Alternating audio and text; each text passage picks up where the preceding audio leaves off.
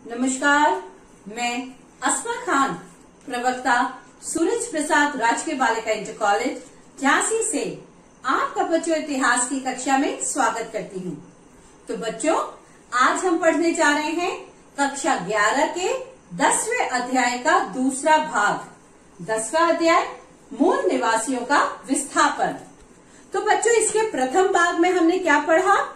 हमने यूरोपीय साम्राज्यवाद के बारे में समझा था, उत्तरी अमेरिका के मूल निवासियों के बारे में जाना, पारस्परिक धारणाओं एवं अपनी जमीन से मूल बाशिंदों की बेदखली के बारे में भी पढ़ा। तो बच्चों, इसी के आगे अब हम बढ़ते हैं और पढ़ेंगे अब अपना दूसरा भाग। और सबसे पहले जाने इस भाग के उद्देश्य को। अध्याय के इस भाग की समाप्ति के पश्चात आप सभी छात्र छात्राएं निम्नलिखित बातों को जानने में सक्षम होंगे।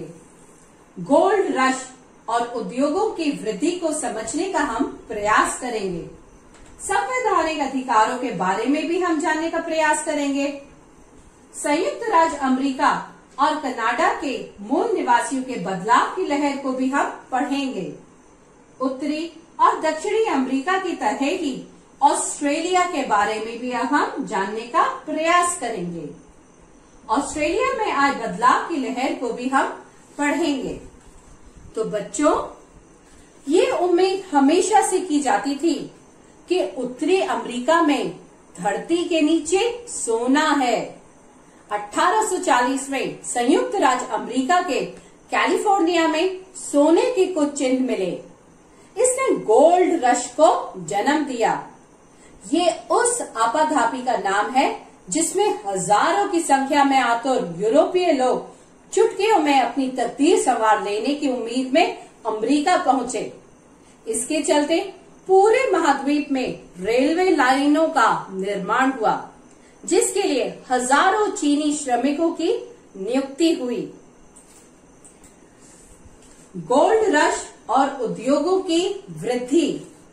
संयुक्त राज्य अमेरिका रेलवे का काम 1870 में पूरा हुआ और कनाडा की रेलवे का 1885 में।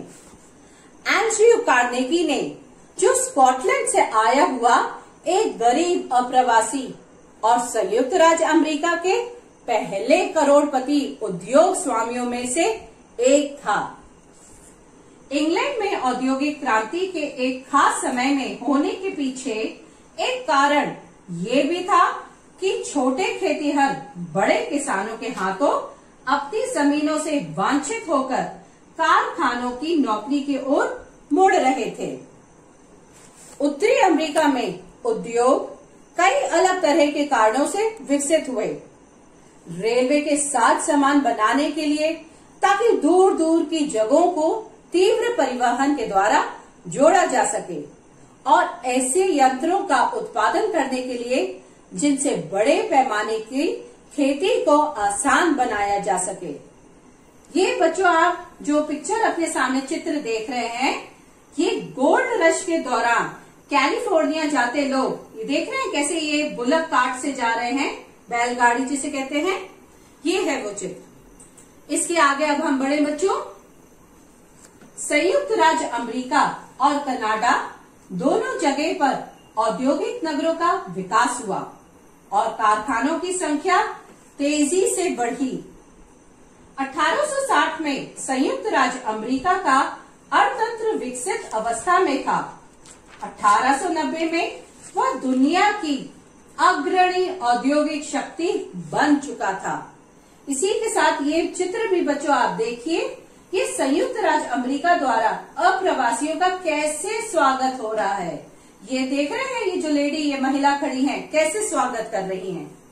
तो इसी में बच्चों 1890 तक आते आते जंगली भैंसों का लगभग पूरी तरह उन्मूलन किया जा चुका था और इस तरह शिकार वाली वह जीवन चर्चा की समाप्त हुई, और जिसे मूल बाशिंदे सदियों से जीते आ रहे थे। अब कोई जो प्राकृतिक नहीं रहा, जो कई दशकों तक यूरोपीय आबादकारों को पश्चिम की ओर खींचता रहा था। कुछ ही वर्षों के भीतर संयुक्त राज्य अमेरिका हवाई और फिलीपींस में अपने उपनिवेश बसा रहा था। वह एक साम्राज्यवादी शक्ति बन चुका था। आगे बच्चों अब हम देखें संवैधानिक अधिकार। आबादकारों ने 1770 के दशक में आजादी के अपने संघर्ष में लोकतांत्रिक भावना के जिस नारे के तहत एकजुटता बनाई थी, वही पुरानी दुनिया की राजशाही और अभिजात तंत्र के खिलाफ संयुक्त राज्य अमेरिका की पहचान बनी। उनके लिए ये भी अहम था। उनके संविधान में व्यक्ति के संपत्ति के अधिकार को शामिल किया गया, जिसे रद्द करने की छूट राज्य को नहीं थी। लोकतांत्रिक अधिकार राष्ट्रपति और कांग्रेस के प्रतिनिधियों के चुनाव में वोट देने का अधिकार और संपत्ति का अधिकार दोनों सिर्फ गोरे लोगों के लिए थे। अब बच्चों, एक कनाडाई मूल निवासी डैनियल पॉल ने 2000 में इस ओर ध्यान खींचा कि अमेरिका स्वाधीनता संग्राम और फ्रांसीसी क्रांति के समय लोकतंत्र के पक्ष में आवाज बुलंद करने वाले थॉमस पाइन ने समाज का संगठन करने के लिए इंडियंस का इस्तेमाल एक मॉडल के तौर पर किया था। इसके आधार पर उसने दलील भी दी। अमेरिकी मूल निवासियों ने मिसाल बनकर यूरोपीय लोगों के लंबे लोकतंत्रोन्मुखी आंदोलन के बीच बोए थे। तो बच्चों, आगे हम देखें अगली स्लाइड अपनी, बदलाव की लहर। 1920 के दशक तक संयुक्त राज्य अमेरिका और कनाडा के मूल निवासियों के लिए कुछ भी बेहतर होना शुरू नहीं हुआ। अब संयुक्त राज्य अमेरिका की समस्त जनता को प्रभावित करने वाली बड़ी आर्थिक मंदी से कुछ साल पहले 1928 में समाज वैज्ञानिक लेवाइस मरियम के निर्देशन में संपन्न हुआ एक सर्वेक्षण प्रकाशित हुआ। वो क्या था? The problems of Indian administration, जिसमें रिजर्वेशंस में रह रहे मूल निवासियों की स्वास्थ्य एवं शिक्षा सुविधाओं की दरिद्रता का बड़ा ही दारुण चित्र प्रस्तुत किया गया था। गोरे अमेरिकियों के मन में उन मूल निवासियों के प्रति सहानुभूति जागी, जिन्हें अपनी संस्कृति को निभाने से रोका जाता था और साथ ही साथ नागरिकता के लाभों से भी वंचित रखा जाता था। इसी के आगे बच्चों अब हम लोग देखते हैं 1950 और 60 के दशकों में संयुक्त राज्य अमेरिका और कनाडा की सरकारों के मूल बाशिंदों के लिए किए गए विशेष प्रावधानों को खत्म करने पर इस उम्मीद से विचार किया गया कि इससे वे मुख्य धारा में शामिल होंगे, अर्थात वे यूरोपीय संस्कृति को अपनाएंगे। लेकिन मूल बाशिंदे ऐसे नहीं चाहते थे। 1954 में अनेक मूल निवासियों ने अपने द्वारा तैयार किए गए डिक्लेरेशन ऑफ इंडियन राइट्स में इस शर्त के साथ संयुक्त राज्य अमेरिका की नागरिकता स्वीकार की कि उनके रिजर्वेशंस वापस नहीं किए जाएंगे और उनकी परंपराओं में दखल अंदाजी नहीं की जाएगी।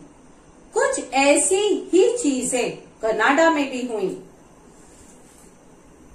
1982 में एक संवैधानिक धारा के तहत मूल निवासियों के मौजूदा आदिवासी अधिकारों और समझौता आधारित अधिकारों को स्वीकृत मिलने तक यह सवाल नहीं हो पाया, परंतु इन अधिकारों की बारीकियों के बारे में बहुत से फैसले बाकी हैं।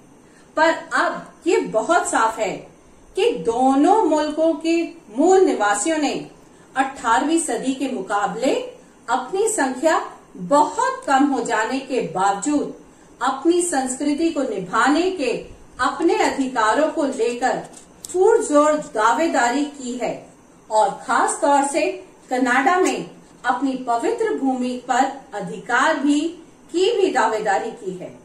ऐसे दावेदारी 1880 के दशक में उनके पुरखों ने नहीं कर सकते थे। ये है बच्चों ऑस्ट्रेलिया। ये ऑस्ट्रेलिया का जो मैप आप सामने देख रहे हैं, यहाँ इसके नॉर्थ में, उत्तर में है हिंद महासागर, यहाँ आपका प्रशांत महासागर आ गया है, और साउथ में दक्षिण की तरफ है इसका दक्षिणी महासागर। ऑस्ट्रेलिया के कुछ इंपॉर्टेंट जो शहर हैं वो है Darwin, Perth, New South Wales, Adelaide, Sydney, Canberra, Melbourne. अब हम बच्चों ऑस्ट्रेलिया के बारे में पढ़ेंगे। उत्तरी और दक्षिणी अमेरिका की तरह ही ऑस्ट्रेलिया में भी मानव निवास का लंबा इतिहास रहा है। ऑस्ट्रेलिया में 40,000 साल पहले आने शुरू हुए संभवतः उससे भी पहले ये वे ऑस्ट्रेलिया के साथ एक भू सेतु से जुड़े न्यू गिनी से आए थे। मूल निवासी अपनी परंपराओं के हिसाब से ऑस्ट्रेलिया नहीं आए थे, बल्कि वे हमेशा से यहीं थे। बीती सदियां स्वप्न काल कही जाती थी। इस कथन को समझना यूरोपीय लोगों के लिए मुश्किल था, क्योंकि इसमें अतीत और वर्तमान का अंतर धुंधला हो जाता था। 18वीं सदी के आखिरी दौर में ऑस्ट्रेलिया में मूल निवासियों के 350 से 750 तक समुदाय थे और हर समुदाय की अपनी एक भाषा थी। ऑस्ट्रेलिया की आबादी बहुत छितराई हुई है और आज भी वहां के ज्यादातर शहर समुद्र तट के साथ साथ बसे हैं, क्योंकि बीच का इलाका शुष्क मरुभूमि है। ये बच्चों आपने मैप में अभी देखा था जो मैंने आपको बताया था। ऑस्ट्रेलिया में यूरोपीय आबादकारों, मूल निवासियों और जमीन के बीच आपसी रिश्तों का किस्सा उत्तरी और दक्षिणी अमेरिका के किस्से से कई बिंदुओं पर मिलता जुलता है। अब बच्चों, जब तक जैसे हम देखें कि मूल निवासियों के साथ हुई मुलाकात को लेकर कैप्टन कुक और उसके जत्थे के आरंभिक ब्यौरे मूल निवासियों के दोस्ताना व्यवहार के बारे में उत्साहपूर्ण थे। जब एक मूल निवासी ने कुक की हत्या कर दी, हवाई में, ऑस्ट्रेलिया में नहीं, तब ब्रिटिशों के रवैया पूरी तरह से उलट गया। जैसा कि प्राय होता आया है, इस तरह की एक घटना औपनिवेशिक ताकतों द्वारा बाद में दूसरों के खिलाफ किए गए हिंसक व्यवहार का औचित्य साबित करने के लिए इस्तेमाल की गई। ब्रिटिशों ने स्वतंत्र होने तक अमेरिकी उपनिवेशों में यही तरीका अपनाया और फिर उसे ऑस्ट्रेलिया में भी जारी रखा। अब ऑस्ट्रेलिया में ज्यादातर शुरुआती आबादकार इंग्लैंड से निर्वासित होकर आए थे और उनके कारावास पूरा होने पर ब्रिटेन वापस न लौटने की शर्त पर उन्हें ऑस्ट्रेलिया में स्वतंत्र जीवन जीने की इजाजत दी गई। यूरोपीय बस्तियों के तहत ऑस्ट्रेलिया का आर्थिक विकास अमेरिका जितना भिन्नतापूर्ण नहीं था। भेड़ों के विशाल फार्म और खाने, उसके पश्चात मदिरा बनाने हेतु अंगूर के बाग और गेहूं की खेती एक लंबी अवधि में और काफी परिश्रम से विकसित हो पाई। इन्होंने ऑस्ट्रेलिया की संपन्नता की बुनियाद तैयार की और जब राज्यों को मिलाया गया और 1911 में ऑस्ट्रेलिया की एक राजधानी बनाने की योजना चल रही थी, तब इसके लिए वूल व्हीट गोल्ड, क्या बच्चों, वूल व्हीट गोल्ड नाम का सुझाव दिया गया।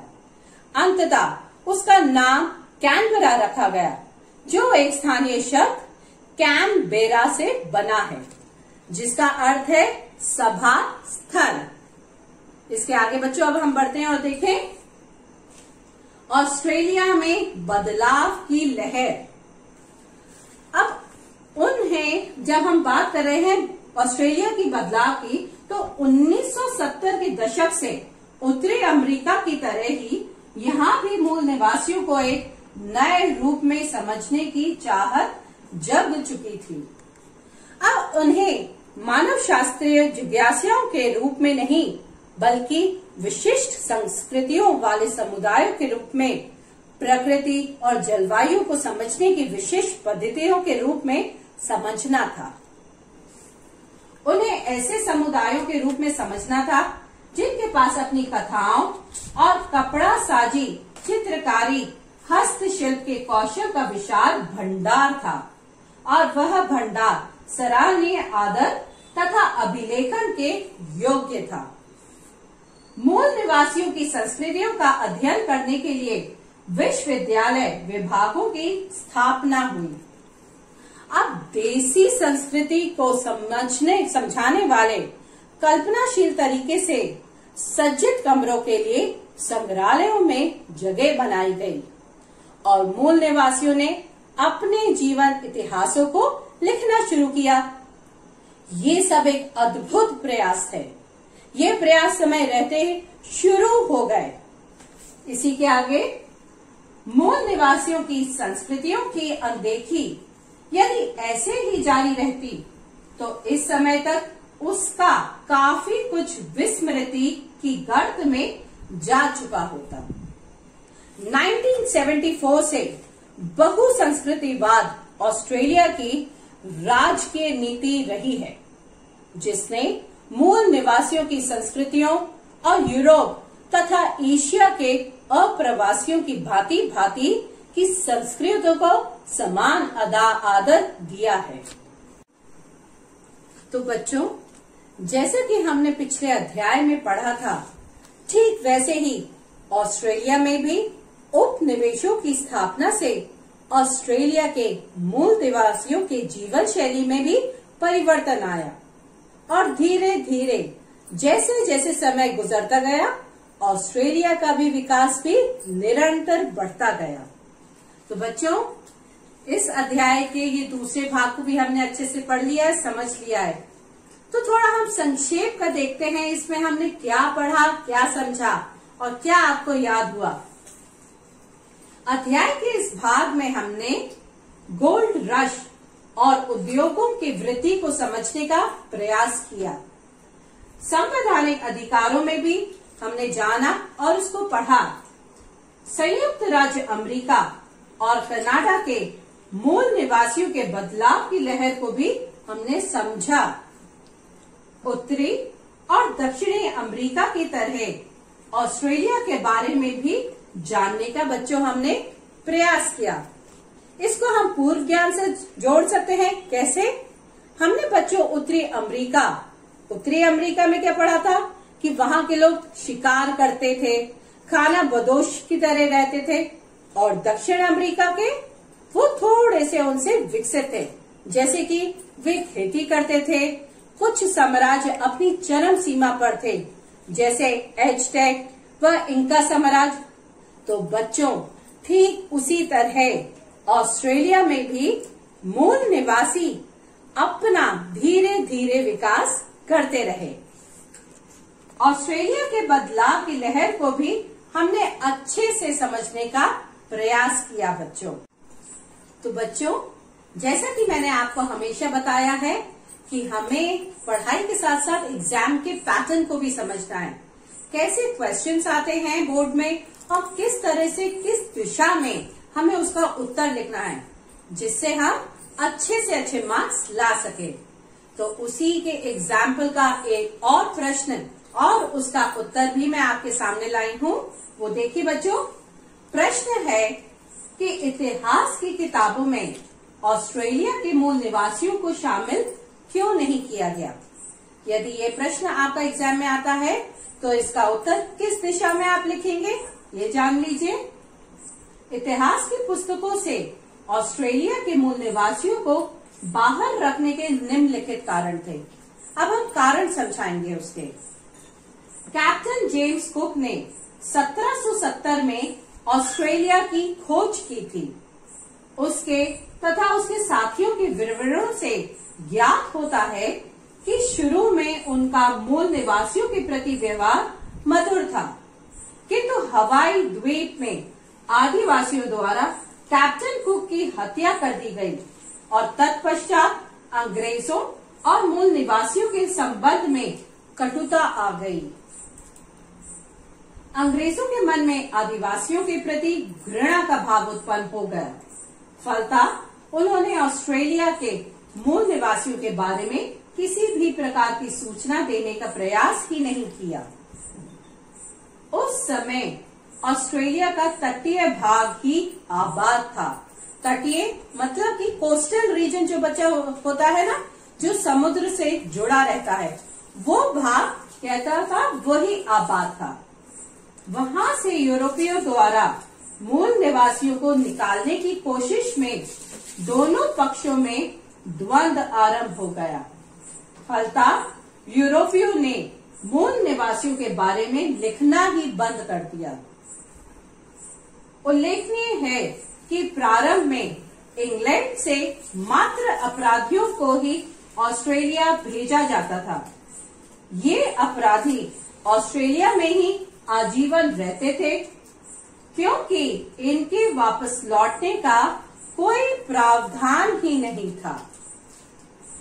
तो बच्चों, इसके आगे आप और देखिए कि इनमें इंग्लैंड सरकार के प्रति जो रोष उत्पन्न होता था, उसकी अभिव्यक्ति भिन्न भिन्न तरीके से मूल निवासियों को प्रताड़ित करने के रूप में होती थी।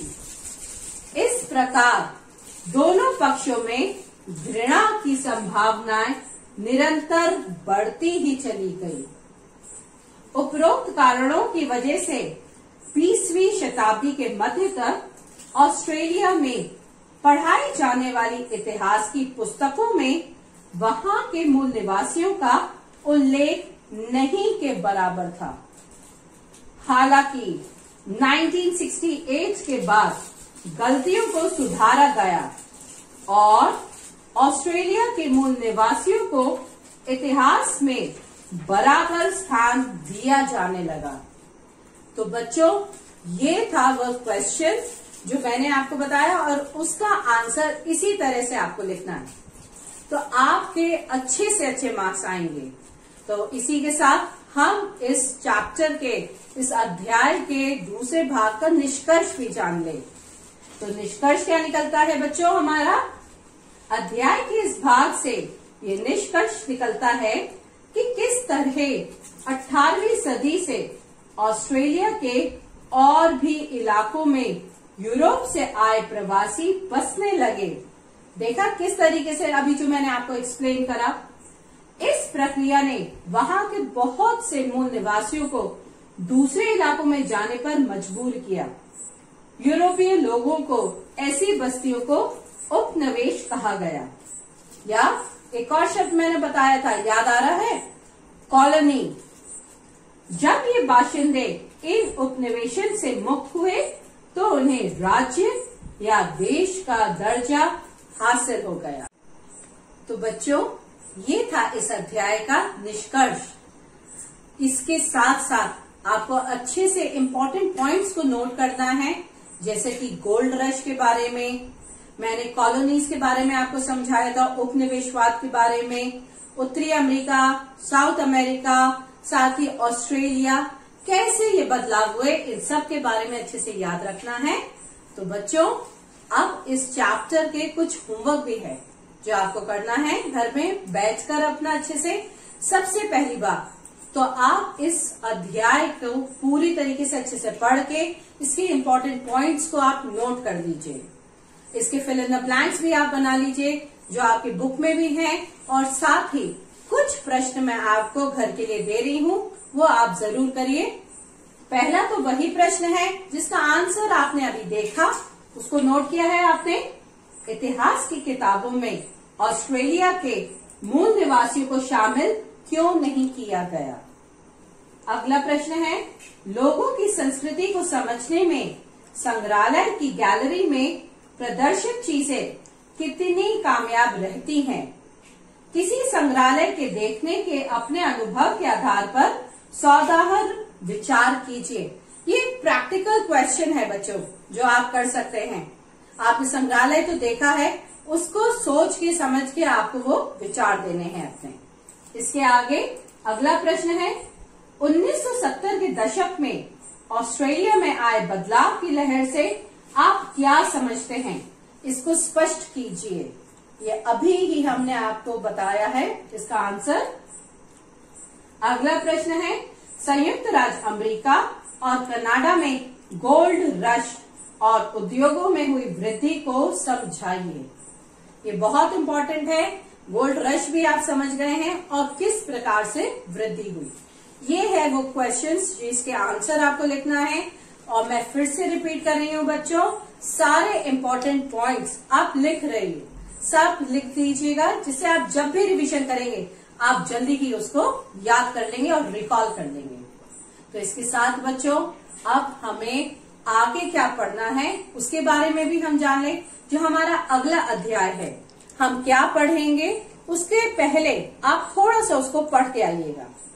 तो आगे आने वाले अध्याय में हम आधुनिकीकरण के रास्तों के बारे में पढ़ेंगे और इसके अंतर्गत राजनीतिक व्यवस्था, मेजी पुनर्स्थापना, अर्थव्यवस्था का आधुनिकीकरण, औद्योगिक मजदूर एवं आक्रामक राष्ट्रवाद के बारे में हम पढ़ेंगे बच्चों। तो इसके लिए आप थोड़ा सा अपने घर से पढ़ के आइएगा। मैं आशा करती हूँ आपको अच्छे से ये समझ में आ गया होगा और ऐसे ही आप पढ़ते रहेंगे और आगे बढ़ते रहेंगे। थैंक यू, धन्यवाद।